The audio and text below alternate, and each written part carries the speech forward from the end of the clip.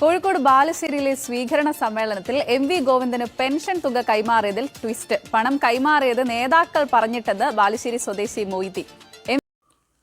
നമസ്കാരം. ഇപ്പോഴാടൂ നീ ഒരു നായകനായത്. പക്ഷെ നല്ല നടൻ അപ്പൻ തന്നെ.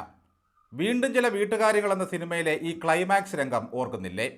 ഇതുപോലെ ഇതാ നല്ല നടൻ ഗോവിന്ദൻ തന്നെയാണെന്ന് തെളിഞ്ഞിരിക്കുന്നു. അപ്പൂപ്പൻ നല്ല അഭിനയം കാഴ്ചവെച്ചു എന്നത് സത്യമാണെങ്കിലും അഭിനയ തികവിൻ്റെ ചൂടപ്പം ഗോവിന്ദനുള്ളതാണ്.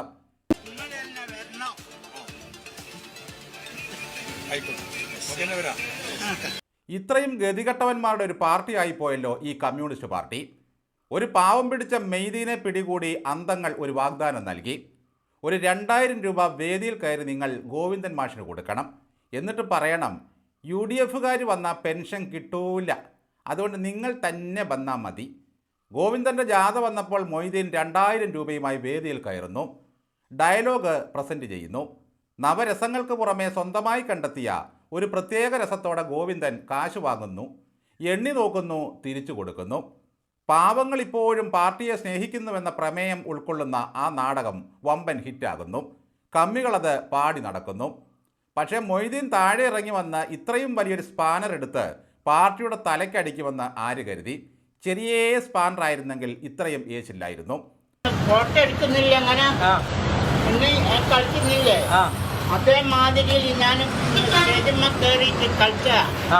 എന്തായാലും ഗോവിന്ദൻ മാഷ് നല്ലവനായതുകൊണ്ട് മെയ്തീൻ കൊടുത്ത കാശ് തിരിച്ചു കൊടുത്തു. മറിച്ച് ഗോവിന്ദൻ അത് പോക്കറ്റിൽ വെച്ചുകൊണ്ട് പോയെങ്കിൽ എന്തു ചെയ്തേനെ? ആ വേദിയിൽ നിന്നും മൊയ്തീൻ വിളിച്ചു പറഞ്ഞേനെ, എൻ്റെ കാശിങ്ങിതാ. കമ്മി നാടകത്തിന് കട്ടൻ വീണപ്പോഴാണ് ജനം ആ സത്യം അറിഞ്ഞത്. എല്ലാം പാവം മൊയ്തീനെ കൊണ്ട് ചെയ്യിപ്പിച്ചതായിരുന്നു. ആരോ ചോദിച്ചപ്പോൾ മൊയ്തീൻ അത് പറയുകയും ചെയ്തു. ഈ 2000 രൂപ പിണറായിയുടെ കയ്യിലാണ് മൊയ്തീൻ കൊടുത്തിരുന്നതെങ്കിൽ പിണറായി വിജയൻ അതും കൊണ്ടുപോയേനെ. ഗോവിന്ദൻ ചെല്ലുന്നിടത്തെല്ലാം ജനത്തിന് ചിരിക്കാനുള്ള നർമ്മശകലങ്ങൾ വാരി വിതറുകയാണല്ലോ. പിണറായി വിജയൻ്റെ സ്വന്തം നാട്ടിൽ പാർട്ടിക്ക് ജയ് വിളിക്കാൻ ആളില്ല. എവിടെയോ പണി ചെയ്തുകൊണ്ട് നിന്ന ബംഗാളികളെ ഇറക്കി ജയ് വിളിപ്പിച്ച് മാലയിടിപ്പിച്ചു. അരിവാൾ ചുറ്റിക കാണുമ്പോൾ ഇത് കമ്മ്യൂണിസ്റ്റിൻ്റെ കൊടിയാണെന്നല്ലാതെ ഈ ഗോവിന്ദൻ എങ്ങനെ ഇരിക്കുമെന്നൊന്നും ബംഗാളികൾക്കറിയില്ല. പറഞ്ഞു പഠിപ്പിച്ചത് അതുപോലെ പറഞ്ഞു പാവങ്ങൾ. നാക്കുളിക്കിയപ്പോൾ അത് ഫലിതമായി മാറി. അപ്പോഴും വ്യക്തത വരാത്ത ഒരു കാര്യമുള്ളത്, ഈ 2000 രൂപ മൊയ്തീൻ്റെ സ്വന്തം കാശാണോ അതോ നേതാക്കൾ തൽക്കാലത്തേക്ക് കൈവായ്പ കൊടുത്തതാണോ? ഇത്രയും ഭംഗിയായ ഒരു നിഷ്കളങ്കനെ ഒപ്പിച്ചെടുത്ത നേതാക്കൾ 2000 രൂപയെങ്കിലും അയാൾക്ക് അഭിനയക്കൂലി കൊടുക്കേണ്ടതായിരുന്നു. പാവങ്ങൾ ഇപ്പോഴും ഞങ്ങളോടൊപ്പമാണെന്ന് മാലോകരെ ബോധ്യപ്പെടുത്താനുള്ള ഒരു തത്രപ്പാടിലാണ് ഈ പാർട്ടി. അതിനായി എന്തൊക്കെ വൃത്തികെട്ട പൊറാട്ടുകളാണ് ഇവർ കളിക്കുന്നത്. പൗരപ്രമുഖരെ വിളിച്ചിരുത്തി ഊണ് കൊടുക്കാൻ എളുപ്പമാണ് ഗോവിന്ദ സാറേ. അതിന് ഖജനാവിലെ കാശും പിണറായി വിജയൻ്റെ വിശാല മനസ്സും മതി. പാവങ്ങളെ കൂടെ നിർത്താൻ പൊറാട്ട് നാടകങ്ങൾ വേണ്ടിവരും. പാലോറമാത ആടിനെ വിറ്റ കാശ് പാർട്ടിക്ക് കൊടുത്ത കാര്യം ഇപ്പോഴും സഖാക്കൾ രോമാഞ്ചത്തോടെ ഓർക്കുന്നുണ്ടല്ലോ. ആ കാശിന് തുടങ്ങിയ ദേശാഭിമാനിയാണല്ലോ നിങ്ങളുടെ ആസ്ഥാന പത്രം. പാലോറയുടെ കാലത്തെ പാർട്ടിയല്ല പിണറായിസത്തിലെ പാർട്ടി. പാലോറമാത ആടിനെ വിറ്റ കാശ് കൊടുത്തത് AKGയുടെ കയ്യിലാണെന്ന് ഓർക്കണം. അതായിരുന്നു പാവങ്ങളുടെ ശരിയായ പടത്തലവൻ. പിണറായി പാവങ്ങളുടെയല്ല പൗരപ്രമുഖരുടെ തലവനാണ്. അതിജീവിതക്കപ്പൻ ചുണ്ടിൽ വെച്ച് പിണറായി വിജയൻ എന്തോ ഒരു അഭിനയമായിരുന്നു നടത്തിയത്. പീഡനവീരനായ PT കുഞ്ഞായതിനെതിരെ താൻ കൊടുത്ത പരാതി പിണറായി കക്ഷത്തിൽ വെച്ചുകൊണ്ട് നടന്നു എന്നാണ് പരാതിക്കാർ നേരിട്ട് വെളിപ്പെടുത്തിയത്. സ്വന്തം പാർട്ടിയിലെ വൃത്തികെട്ടവന്മാരെ മുഴുവൻ സ്വന്തം ചിറകിനടിയിൽ ഒതുക്കിപ്പിടിച്ച പാവം പൈങ്കിളിക്കപ്പും കടിച്ചുകൊണ്ടിരിക്കുന്ന പിണറായി വിജയൻ കാണിക്കുന്ന കോമാളിത്തരങ്ങൾ കണ്ടാൽ ആരും കരഞ്ഞു പോകും.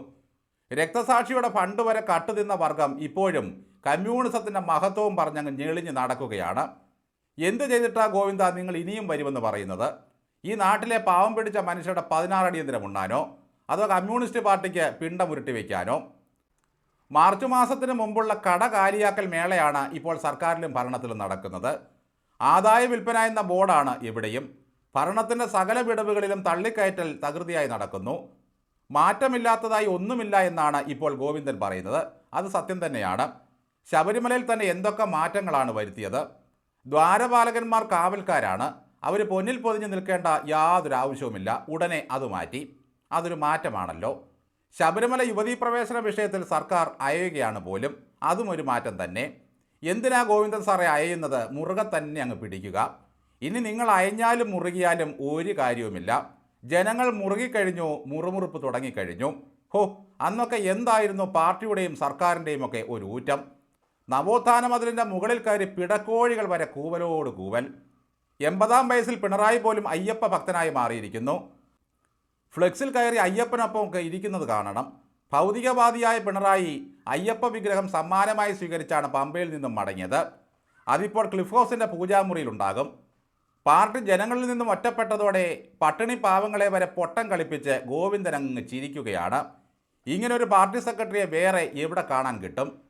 പൊട്ടച്ചക്കിന് പുണ്ണങ്കാള എന്ന് പറഞ്ഞ മാതിരി പിണറായി നയിക്കുന്ന പൊട്ട പാർട്ടിക്ക് ഗോവിന്ദനെ പോലെ ഒരു കാള മതി. നാടകമെല്ലാം കഴിഞ്ഞ് ഇറങ്ങി വന്നപ്പോഴാണ് തന്നെ വെച്ച് പാർട്ടി കളിച്ച നാടകം മൊയ്തീന് മനസ്സിലായത്.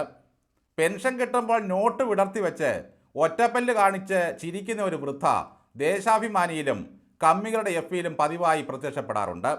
അതുപോലെ ഒന്ന് അഭിനയിക്കണമെന്നാണ് ലോക്കൽ നേതാക്കൾ മൊയ്തീനോട് പറഞ്ഞത്. അതൊരു ഡ്രാമയാണെന്ന് എല്ലാവർക്കും ഗോവിന്ദ മാഷ് പോകുന്ന എല്ലായിടത്തും ഇതുപോലെ എന്തെങ്കിലുമൊക്കെ പറ്റും. ഒരിടത്ത് ബംഗാളികൾ വന്ന് ജയ് വിളിക്കുന്നു, ഇവിടെ ഇതിങ്ങനെ. പിണറായി വിജയൻ ഏതെങ്കിലും വേദിയിൽ വെച്ച് ചില പ്രായമുള്ളവരെ കണ്ട് കുശലം പറയുന്നതും കുട്ടികളെ ലാളിക്കുന്നതുമൊക്കെ കണ്ടിട്ടില്ലേ? അതെല്ലാം PR വർക്കുകളുടെ ഭാഗമാണ്. എന്നാൽ പിണറായി വിജയൻ ആരെയെങ്കിലും ആട്ടുകയോ ശകാരിക്കുകയോ ചെയ്താൽ അതുമാത്രമാണ് അദ്ദേഹത്തിൻ്റെ യഥാർത്ഥ സ്വഭാവം. അത് PR വർക്കല്ല. മാറ്റമില്ലാത്തതായി ഒന്നുമില്ല എന്ന് പറഞ്ഞ ഗോവിന്ദ വചനത്തെ പല രീതിയിൽ കാണണം. ഭരണം മാറാം, പിണറായി മാറാം. തലയിൽ ബോധവും വിവരവുമുള്ള മനുഷ്യരൊക്കെ മാറുകയാണ് ഗോവിന്ദ സാറേ. അതാണ് ഗോവിന്ദൻ പറഞ്ഞ മറ്റൊരു മാറ്റം. VSൻ്റെ പേഴ്സണൽ സെക്രട്ടറി ആയിരുന്ന സുരേഷ് ഇതാ കോൺഗ്രസിലേക്ക് മാറുന്നു. നടൻ പ്രേംകുമാർ മാറാൻ പോകുന്നു. ഐഷ പോറ്റി മാറിക്കഴിഞ്ഞു. ഹസ്കർ വക്കീലും പ്രജിയും മാറി, ലൂക്കോസും മാറി. എന്തൊരു മാറ്റമാണ് നമ്മുടെ നാട് മാറിയത്. പക്ഷേ പാർട്ടി നൽകുന്ന ആട്ടിൻകാട്ടം മുന്തിരിക്കൊത്താണെന്ന് കരുതി ജീവിക്കുന്ന കമ്മികളുടെ ജീവിതം പിന്നെയും ബാക്കി. ഗോവിന്ദൻ നിത്യവും 2 വാർത്താ സമ്മേളനം വീതം കൃത്യമായി നടത്തണം. ചിന്തോദ്ദീപകമായ വാക്കുകളെ ഗോവിന്ദൻ പറയുകയുള്ളൂ. 3ാം ഭരണത്തിൽ പിണറായി ഒഴിഞ്ഞ് ഗോവിന്ദനെ മുഖ്യമന്ത്രിയാക്കുമോ, ശൈലജയെ പിടിച്ചിരുത്തുമോ എന്നതിലാണ് ഇപ്പോൾ സംശയം. അതോ മരുമകനെ വാഴിച്ച് രണ്ടാളും ഇടം വലം നിന്ന് വെഞ്ചാമരം വീശുമോ? ദിവസത്തിന് ദിവസം വിലയിടിയുന്ന 2 സാധനങ്ങളാണ് ഇപ്പോൾ പാർട്ടിയിലുള്ളത്. ഒന്ന് ഗോവിന്ദനും മറ്റൊന്ന് ശൈലജയും. പിണറായി വിജയന് മാത്രമേ വിലസ്ഥിരതയുള്ളൂ. പിണറായിക്കൊപ്പം സെൽഫിക്ക് ചെന്ന് ആട്ടുവാങ്ങിയ ഒരു പെൺകുട്ടി ഉണ്ടല്ലോ, ആ വിഷയത്തെ ശൈലജ അങ്ങ് വ്യാഖ്യാനിക്കുകയാണ്. ആ കുട്ടി പറഞ്ഞു, ഞാനൊരു നിവേദനം കൊടുത്തിട്ടുണ്ട്, ഇതാണ് അതിൻ്റെ രേഖ. അതും പറഞ്ഞ് ഫോണൊന്ന് കാണിച്ചു. മുഖ്യമന്ത്രി പറഞ്ഞു, ആയിക്കോട്ടെ കുട്ടി, ഞാനതിന്മേൽ ഇന്ന് തന്നെ സത്വര നടപടികൾ എടുക്കാം. പക്ഷേ ആട്ടിൻ്റെ ശബ്ദം മാത്രമേ നമ്മൾ കേട്ടുള്ളൂ. ഇതിനെയാണ് മാധ്യമങ്ങൾ വളച്ചൊടിച്ചതത്രേ. ശൈലജ ഒരു കാര്യം പറഞ്ഞാൽ ഉറപ്പാണ് അത് വിശ്വസിക്കാം. പാമ്പ് വളഞ്ഞേ പോകൂ, തിരകൾ പൊങ്ങിയേ താഴൂ, ശൈലജ സത്യമേ പറയൂ. ഗോവിന്ദനാണെങ്കിൽ വായ തുറക്കുമ്പോഴേക്കും മുഖം പറയും, ദാ സത്യം വരുന്നു, പിടിച്ചോ.